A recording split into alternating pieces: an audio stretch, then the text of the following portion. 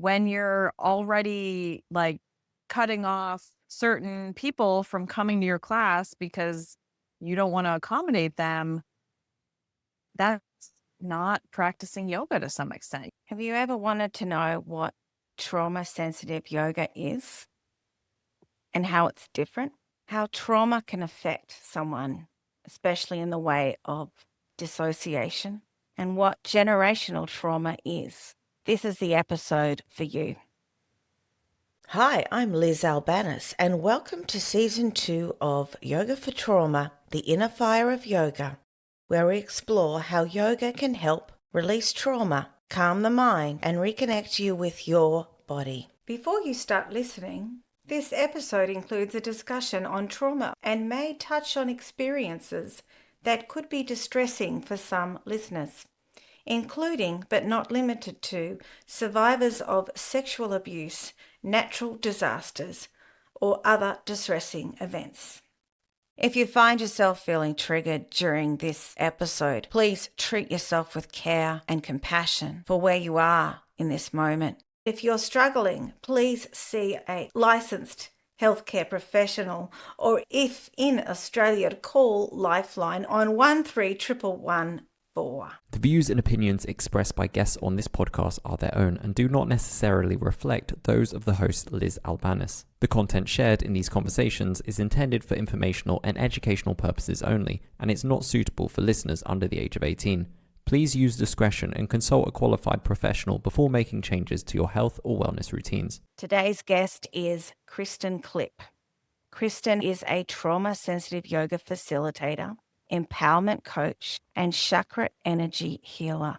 Kristin has been helping people for 9 years to discover their intuition, heal from trauma, and lead the life they were meant to live. Her company, Truth Lives Within, offers holistic healing sessions that allow clients to find their own inner wisdom and heal their wounds. Kristin has been dedicated to healing trauma after seeing how it affected her relationship with her family. Kristin has seen how trauma is often swept under the rug, and she is getting loud about trauma with her own podcast, Get Loud. You can find out more about Kristin by checking out the links in the show notes. She is a trauma-sensitive yoga facilitator, empowerment coach, and chakra energy healer. Kristin has been helping people for 9 years to discover their intuition, heal from trauma, and lead the life they were meant to live. Her company, Truth Lives Within, offers holistic healing sessions that allow clients to find their own inner wisdom and heal their wounds. And we had such a long conversation that I've divided it up into 2 episodes, and here is the first part. When you're already like cutting off certain people from coming to your class because you don't want to accommodate them, that's not practicing yoga to some extent. Absolutely. So generational trauma is trauma that has been occurring in multiple generations of a family. So my grandfather sexually abused my mother and my aunts as children. And then as a result, my mother was rather emotionally and with me mostly emotionally abusive. With my sisters, there was some physical abuse as a result of not healing some of that trauma. So when we don't heal that trauma, it can cause us to then cause trauma for later generations. I'm so sorry to hear that, Kristin, and I can see your passion there with helping yourself and others heal their trauma.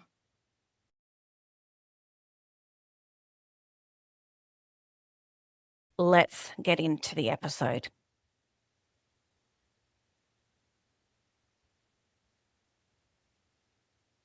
Welcome, Kristin, to the show. So great to have you on the show after being on your podcast. Thank you so much for having me, Liz. Kristen, can you just tell me and the audience how you got to where you are today with the work you do with trauma and yoga? Yeah, absolutely. So I actually started my career as an administrative assistant and worked in that for probably about a decade and knew it wasn't what I felt called to do. I always knew I wanted to help people, but I didn't know how. And got turned on to Martha Beck, who is a life coach. And she did a virtual class with Lisa Rankin, who is a author and a former, I think she still is a physician. Um, and really felt like I needed to follow my truth. I needed to follow my intuition. That's kind of what their class kind of brought me to realize. And after that, I felt called to take Martha Beck's coaching training. So that was back in 2015. And I was at the time working as an office manager at a software company. And after I did my coaching training, really felt like I want to do something a little different, but similar. And had really loved yoga, got into it in college, and got to a point where I was ready to take my yoga teacher training. So I did that as well. And then in 2016, I decided to quit my full time job and start doing teaching yoga and coaching full time. And so that was the start of my business. The LLC is called Satya, which means truth in Sanskrit. And the intention from the beginning has always been to help people find their intuition, to really lead from their own truth. So that word truth, satya in Sanskrit, and it's evolved over time. There's been so many iterations of my business since 2016, but it always has been really rooted and based in that idea of finding your inner truth. And from there, I took my trauma sensitive yoga training and also got certified to do chakra energy healing as well. So I've really loved having my hands in many different things. And the latest iteration of my business is it's called Truth Lives Within. So really coming back to that sense of truth and finding what truth lives within you as well. The true self, Yeah, which yoga helps us do, brings us back to our absolutely. true self. So if someone came up to you in the street or said, "Oh, what's yoga?" and you could describe it in really simple terms, what would you say to them? Yeah. So yoga, the actual definition is to yoke or the union. And I really see that as the union of your mind, body, and soul together. It has this holistic approach within itself, Mm-hmm. and it really allows a person to start to listen to their bodies, start to listen to their inner wisdom, and really start to pay attention to the things that their soul, their mind, their body have all been probably saying to them that maybe they've been ignoring. So for me, it's definitely been this union, this coming together of my mind, body, and soul, and really learning how and practicing how to pay attention to what my body is needing in any moment, and really taking that time to tune in and to listen. That's a really lovely way of putting it, especially with finding your true self and tuning in Yeah. and being intuitive. Has your personal practice changed a lot over the years because you've been practicing for a while? Yeah, absolutely. I'm always open to trying new branches of yoga. So I've definitely had my moments of really enjoying a vinyasa class, something more high power. I've tried Bikram, I've tried hot yoga. Hot yoga turned out not to quite be my thing, but over time it's definitely slowed down a bit, become more grounded of a practice. And really, since COVID, I haven't made my way back to the studio in a really long time. I have here or there done group classes, but a lot of my practice has really turned into I'm doing it at home, this personal space where each morning I'm doing my best to do a few yoga stretches. And if I can put on a yoga video or even just listen to my body and move however I want to. So sometimes I do feel called to do more of that power type of yoga, but often it kind of slows down a little bit more of a yin or restorative style practice for me, where So you, there's more of that tuning in too. yeah, so you meet your body and your mind where it is that day and balance it with whatever it needs. And that's the Yeah. thing about knowing enough to do that and practice independently and not rely on going to a class. I actually haven't been to a physical yoga class in over 2 years. I will eventually. I've just haven't found the time or the need at this point, but I might now that I've moved cities and Hmm. slowly I'm settling in. But yeah, I just haven't. I think when you don't need to as much, you're less likely to. And yet, COVID made us, well, we discovered other ways to practice yoga, which can be a good thing as well, especially since Yeah, here and probably over there, a lot of studios closed. So there's less opportunities to get to a class. absolutely. Yeah. And I've noticed prices have gone up too since Yeah. I've made it into the studio, which is understandable with everything that's been happening. So yeah, it's kind of been the same for me where I haven't quite felt the need. I do meet people who are like, "Oh, you're a yoga teacher. Have you tried this studio?" And I'm like, "Actually, I haven't. Oops." But yeah, I think when and if I feel called, like what I have been doing are some group yoga classes outside in the summer, which have been really nice to be out in nature and practice that way as well. Oh, that would be nice. But yeah, it would have to be in the summer because where you are, it's Yeah. being it very, very Yes. cold. I went to Boston in, I think, April in 1992 or something. Or was it 91? So cold and it wasn't even winter. Right. Yeah. It was colder than our winter here. So it was like, Mhm. oh my goodness. Yeah. So I needed better clothes probably. Yeah, that can help. Yeah. And this winter, unfortunately, has been very, very cold. So we just had, I think the high was 15 on Sunday. Oh, Fahrenheit. Yeah, which is very, very cold for us. Minus So in the Celsius probably. Yeah, yeah. Hmm. exactly. Yeah, whereas we've had days of 40 degrees Celsius, which would be over about 120 or something. I don't know, but like Mm, pretty damn hot. It was like right. working in an oven. Yeah. So I'm looking forward to autumn, which you call fall over there, very Hmm. much actually. Yeah. Yeah. So what led you to become a certified trauma sensitive yoga teacher? Yeah. I guess to start, what called me to work with trauma is there's generational trauma in my family. And that has come through in how I was raised. Okay, And sorry, back up there. Sorry. Can you yeah, explain for the audience what generational trauma is? absolutely.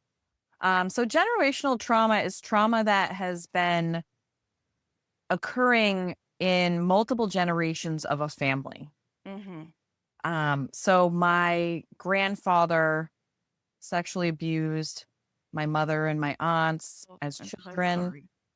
And then as a result, my mother was rather emotionally and with me mostly emotionally abusive. With my sisters, there was some physical abuse as a result of not healing some of that trauma. So when we don't heal that trauma, it can cause us to then cause trauma for later generations.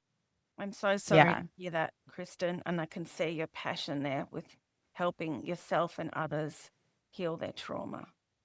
Thank you. Yeah. It started with this journey of wanting to heal myself. And after I took my regular yoga teacher training, my 200 hour, I got introduced through Kripalu, which is a yoga school in Western Massachusetts. Yeah, which most people I think have probably heard of them. Yeah. So this man, David Emerson, and his colleague Jen Turner did a 40-hour trauma-sensitive yoga training at Kripalu.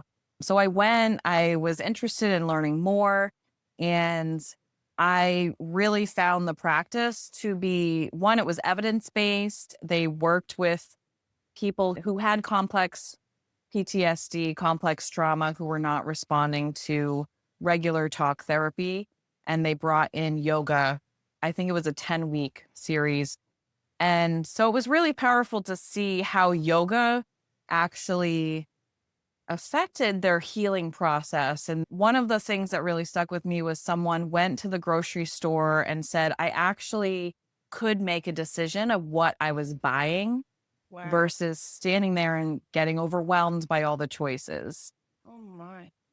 So, taking that 40 hours, I said, wow, I want to learn more about this. I want to learn how to start teaching this to people. And from there, it was a 300-hour certification through what is no longer, but was the trauma center in Brookline, Massachusetts. Oh, it's there.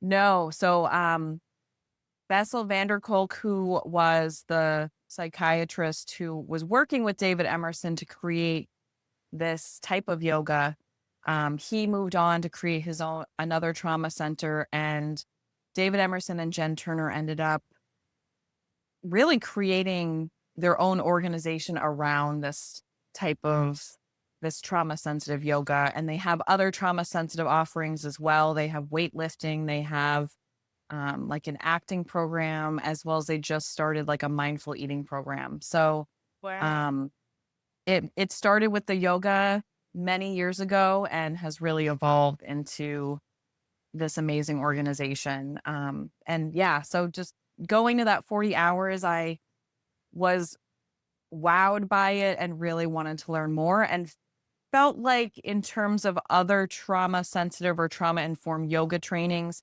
this one was actually backed by science and evidence, working with people who were having trouble with talk therapy by itself. So that really had a profound impact on wanting to do this specific training. I'm going to do their foundational course online. Mm-hmm. I think I can only do it online at the moment. There are at least some people here in Australia in the same time zone. Yep. Later in the year when I've finished current studies. So it's certified, correct? You cannot call yourself a trauma-sensitive yoga teacher or your classes trauma-sensitive unless you've got that certification. That's right? Yes, and this specific training, it's the Trauma Center Trauma Sensitive Yoga Facilitator is really my official title with them. And there are other trauma sensitive yoga trainings out there, other trauma informed trainings out there. But this specific one, I really found to be more evidence based than others were, where they were actually getting real time feedback from these clients going through the yoga classes and having talk therapy as well. But there's other trainings that call themselves trauma sensitive. Yes. I didn't know I was allowed to do that. Yeah, I don't think they have it necessarily trademarked to say. I mean, their website is trauma sensitive yoga, I think. But yeah, there are other trainings. There's a training called Timbo that is also trauma informed. And there are other ones I've seen too. So there's definitely a lot more out there than there were when this training was created. Yeah, it's just the word sensitive because I'm currently at the end of my studies to become a yoga therapist with the Biomedical Institute of Yoga and Meditation with Celia Roberts. And there's a trauma module in there, and she's very transparent in that she says, this does not give you authority to call yourself a trauma-sensitive yoga teacher. This is what a trauma-sensitive yoga teacher is. This is trauma-informed training. So she's very respectful of that definition of trauma-sensitive yoga teacher or trauma-sensitive yoga teaching. And one of the teachers that taught part of this module is actually certified to teach and train others in trauma-sensitive yoga. So that's why I was aware of that. And I've got 2 of David Emerson's books. So I know a bit about it, but someone might say to you, 300 hours? I only did 200 hours to become a yoga teacher. Surely I don't need to do 300 hours to become certified in trauma-sensitive yoga. What would you say to that? Well, this training, it's the 300 hours, you're not just learning how to teach yoga, right? Yeah. So our 200 hour, you're learning how to teach yoga, you're learning different aspects of it. This 300 hour, half of the program is learning about neurology and Wow. how the brain works and how trauma affects the brain. So a lot of it, we were reading different psychology papers and studies that have been done and doing our own research on the 8 limbs of yoga and how sort of trauma comes into that. So one of the modules we did was about ahimsa or non-harm. And I remember coming out of that module really realizing, like, I'm telling myself I'm being kind to myself and I love myself, but then I have this negative self-talk going off in the background that's not nice to myself. So there was a lot of time, really dissecting the 8 limbs of yoga, but then also having this other more scientific, like, neurology piece of it where you're learning how trauma is affecting the brain and how someone who has trauma might be showing up in your classes. So there was actually very little of teaching you how to teach yoga. Mhm. You didn't have to be a yoga teacher to take this training, Mhm. but most of the program was just really learning about trauma and how it affects the brain and how clients might be showing up in your class and how you can assist them depending on what might be happening for them, whether they're disassociating, whether they're having triggers come up, and really how to offer them this practice in a way that doesn't feel coercive, that feels like they have a choice, they have their own agency, and really taking away the power dynamic of the teacher and the student as well, and really having it be, hey, I'm doing this practice with you while we're kind of learning it together. So it's really more about this partnership. And so that was part of it as well, was there's these 5 pillars of trauma sensitive yoga, and it was how to bring them into your practice as a teacher.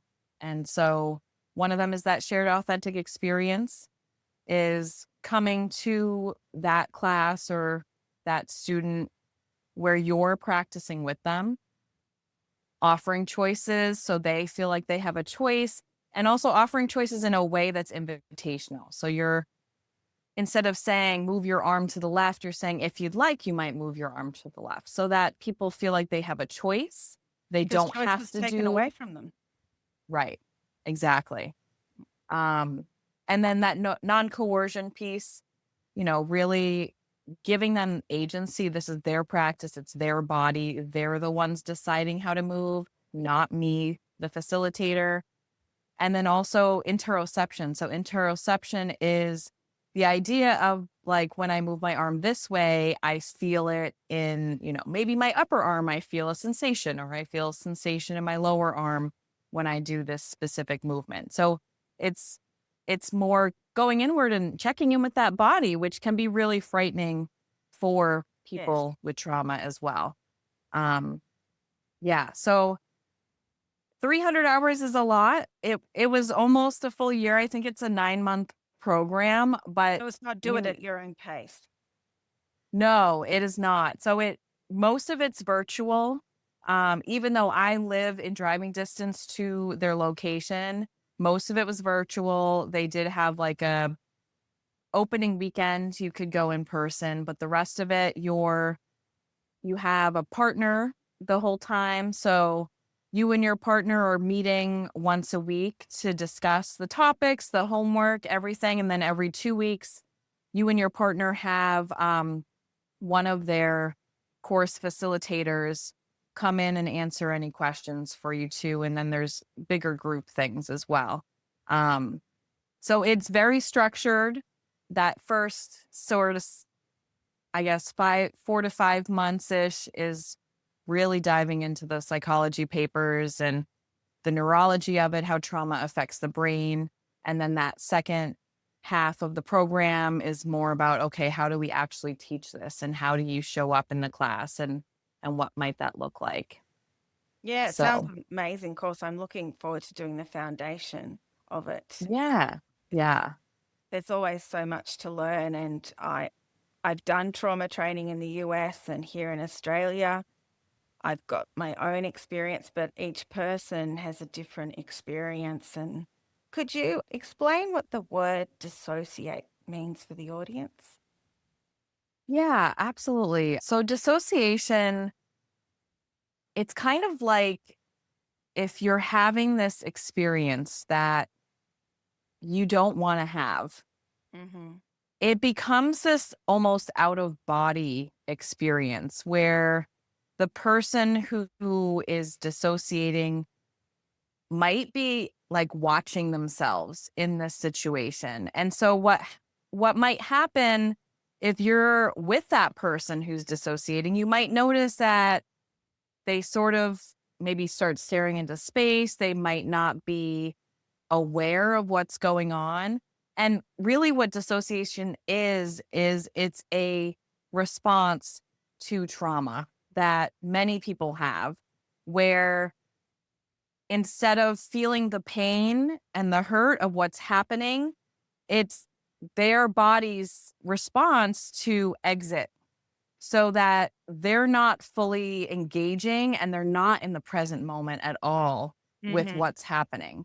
And so sometimes someone with trauma might dissociate in a situation like a trauma sensitive yoga class. And it's not because they're not enjoying the class, but they may have become triggered in some way that they're just automatically dissociating. And oftentimes they don't know that this is happening at all in the moment. So it's a trauma response that comes in as a way to kind of exit and say, okay, I don't want to fully feel what's happening here. It's And too uncomfortable to feel, or I can't yes. do it. I've stopped. I no longer know how to feel in my body. Yeah, and it's not really even a conscious thing. So oftentimes conscious. people don't even know they're disassociating when it's happening. And so that's one of the reasons why we were trained to be able to notice that might be happening, because then if someone is dissociating, they're not engaging with you, right? They're not in the present moment. They're not taking the time to move through that practice. They're kind of having this like out of body reaction almost. And so oftentimes if we are teaching and someone is dissociating, that's a cue to stop practicing. Especially if it's a one-on-one, it's a bit harder if you're in a group setting necessarily.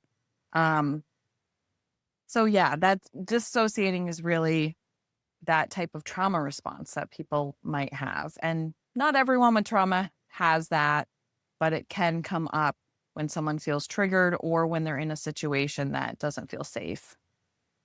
Yes, that's right. Do you think the word triggered is overused with people rather than actually being triggered? They're just stressed.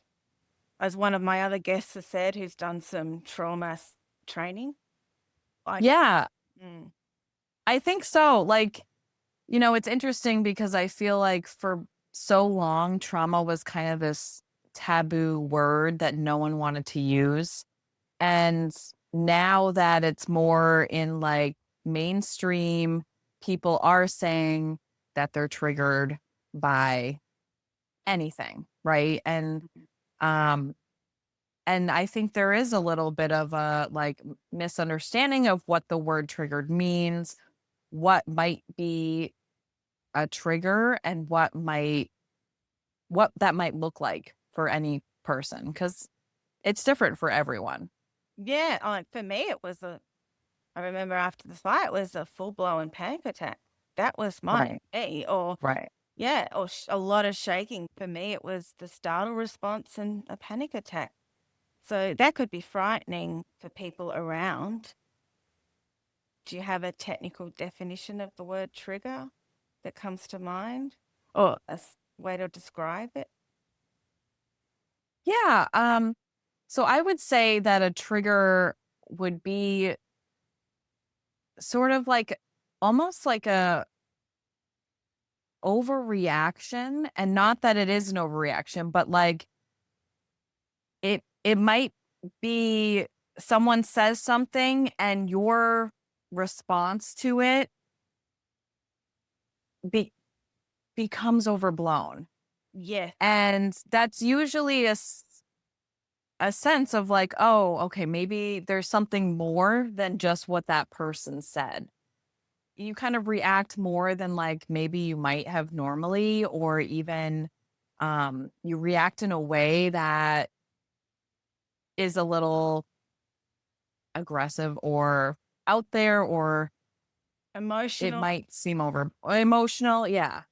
And I think it's easy to assume that someone reacting at all is a trigger. And I think that's where the word trigger gets overused, is like anyone reacting in a situation might be considered a trigger.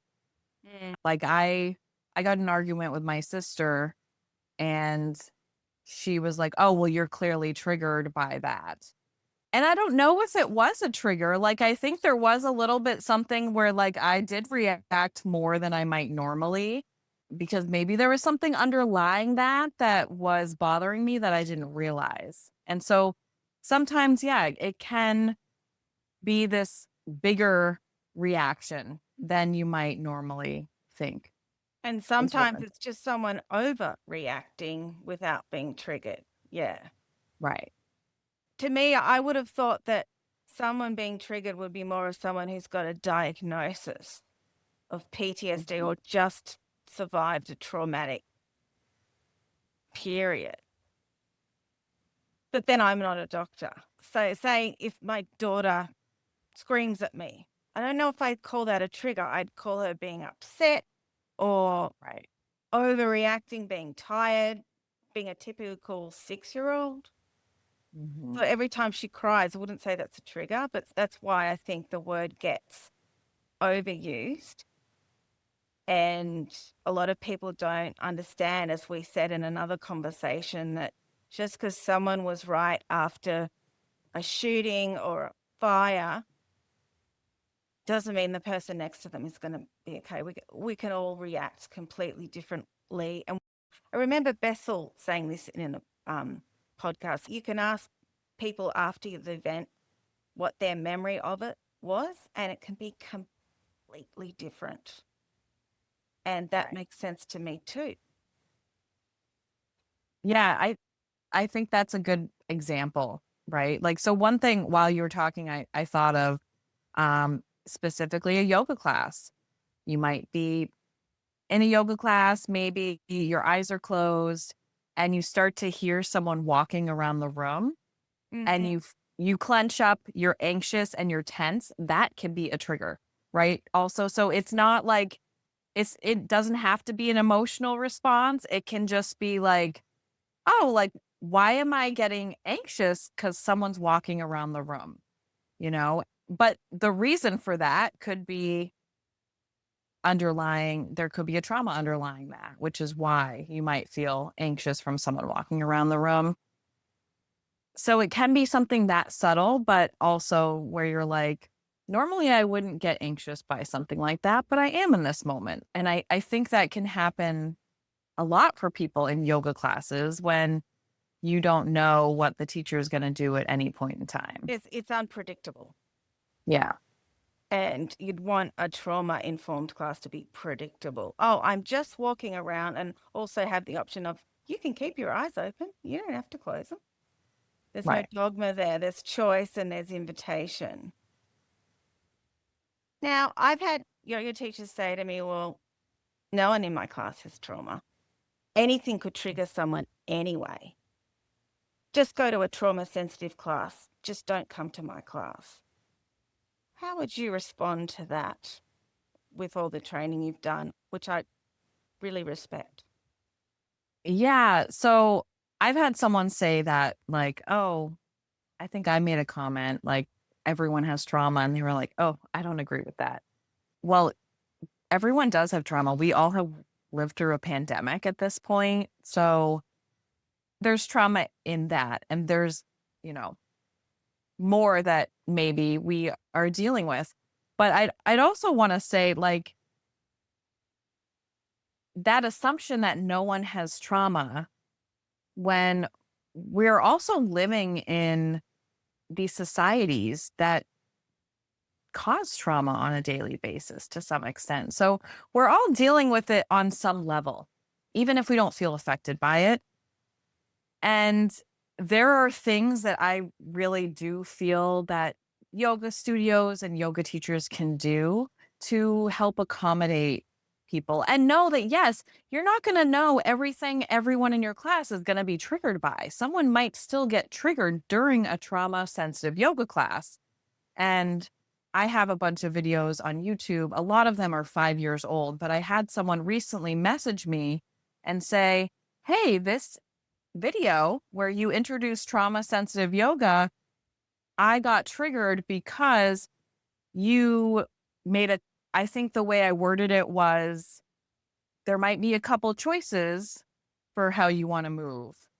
And that felt triggering because it almost closed it out for that person as, like, these are the only choices you have, instead of allowing them to see you have these choices and then you could also move another way. So I feel like even when we think we're being as trauma sensitive as we possibly could, we still can trigger someone. Oh, There's, absolutely. we're human. We make mistakes as well.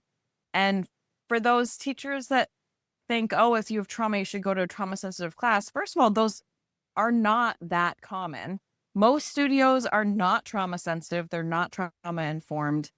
And I really feel like more yoga studios would get more students if they accommodated everyone. And there is a bit of not being inclusive by assuming, well, those people with trauma, they can go somewhere else or they can go to another class. People who can't do a handstand and a downward dog, they can go somewhere else. Right. People who are a certain size can go somewhere else. People who don't fit the stereotype. Yeah. Right. Yeah. Yoga is not about a specific person practicing. It's about anyone practicing and tuning into themselves. So when you're already, like, cutting off certain people from coming to your class because you don't want to accommodate them, that's not practicing yoga to some extent. You might be teaching a bunch of yoga shapes, but you're not fully embodying the practice. Exactly. And then there's teachers that think, well, that person needs to be pushed to get the trauma out. And I'm like, I can't see anywhere under my qualifications as a yoga teacher that I am qualified in exposure therapy. So I would hope if someone goes into a studio and they see candles and they don't run out the door and they're brave enough and centered enough to say, look, could you please blow the candles out? I really don't feel comfortable. That teacher wouldn't laugh and would think to themselves, ahimsa, compassion, I'll change the lighting. But there are teachers there who purposely push their people's buttons. And I guess you would be aware of that too. Yeah. I don't know if this is as rampant in Australia, but in the US, what's popular yoga is that performative wellness. So it's not about the meditation piece. It's not necessarily even about going inward and listening to your body. It's about fitness. Yes. So years ago, I owned a studio. It was right before COVID, and I was struggling getting people to come in. And part of that, people were complaining it wasn't hard enough. Classes weren't hard enough. There was too much meditation piece. And I realized, and I don't think much has changed, that is how studios do well, is they offer the fitness piece. The fitness piece is the thing that's leading a lot of their marketing, and that's what's bringing people in the door. And unfortunately, that is not really embodying what yoga fully is, right? It's Bastardizing it. right. And I saw a quote, I think from Susanna Barkati. She's a yoga teacher, and Yes, I've heard of her. she's fantastic. And Yeah, she yes, said inclusive. something, about like, but the point of the yoga practice, these shapes that we do, is so that we calm the mind to get to meditation. To get Like it it's right, yeah. right. So the US especially sees it as, no, it's about the movements, but it really is, the movements are the precursor to then to move into that meditation and, ultimately find enlightenment, right? But we're kind of missing the mark there, and unfortunately that is what the industry is. Sad. I've approached many yoga studios locally about, as a trauma sensitive yoga facilitator, I can teach this 3-hour training to tell people about this practice. And most of the studio either ghosted me, or if they responded, they said like, oh, we already add a trauma sensitive component Wow. into our training. One woman who told me she added a trauma sensitive yoga component into her training. I went to her studio and took a class with her. I was in child's shape, and she gave me an assist from behind without asking permission. Oh, And so I also think there's just not an awareness of what is trauma sensitive, what can be trauma informed, or even and a lot of it. wow. Right. Like I was just like, oh my gosh, how is this what's happening if you include this in your training? Like, what are you telling your students then if this is how you're teaching your class?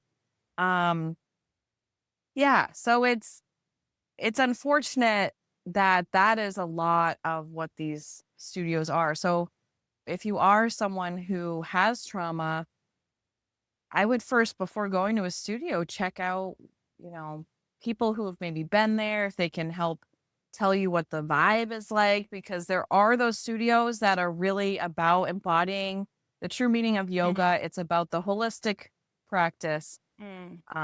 They are there. They're just sometimes hard to find among all these big chains and other ones that are more about the fitness aspect of yoga. That's a great piece of advice for people who are listening and are too scared to go to a studio or not knowing how to start. So would you have any other advice for people who have concerns about being triggered about how to start a yoga practice? They could work with you for one. Yeah, for sure. I work with people one-on-one as well as in classes. But also, like, YouTube has so many videos. That can be a way to just explore different teachers, different styles. And I'm trying to, I think for me, I started going to studios, and what made it for me was if they say hi to you when you walk in the door, if they make you feel welcome. Yeah, like before even getting into that classroom, you feel kind of brought into the fold of the studio. If they show you around, if they I worked at studios, I owned a studio. Number one thing, if a new student comes in, you show them around, you show them where the props are, where the bathroom is, where to put their stuff. Like if you walk in and no one cares, or they're just like, oh, hey, you can get a feel in the first 5 minutes of walking in the door if it's a good space for you to some extent, right?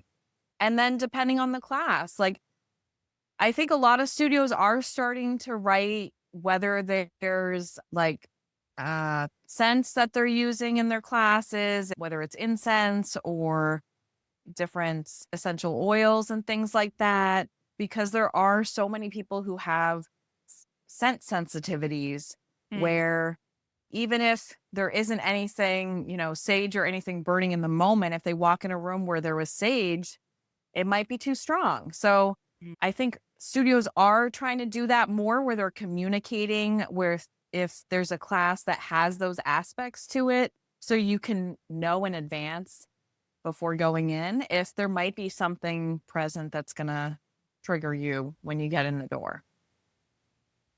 That's great advice too. Sadly, I've known of a therapist here in Australia who went to some yoga studios with her clients and she said to them, the teacher, look, don't do this, don't do that.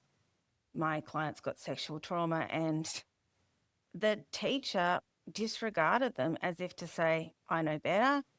All yoga's trauma sensitive just because it's yoga. And I thought it's a real concern. And I advised to go to Yoga Australia on that one, because I would hope yoga teachers would take that advice very seriously and listen to it. Next episode, I will share the rest of the conversation. What simple steps would you encourage any yoga teacher to take who's maybe feeling overwhelmed and not knowing where to start to help yoga teachers cater to trauma better and mental health overall even? When you are like getting bothered by what other people are doing, you're trying to control their experience. So really just paying attention to that negative self-talk and seeing if it's trying to control what's happening. If you enjoyed that episode with Kristen, you can also check out her podcast as well. Thanks for listening to another episode of Yoga for Trauma, the Inner Fire of Yoga. Thanks again for tuning in. Until next time, never forget the power of yoga.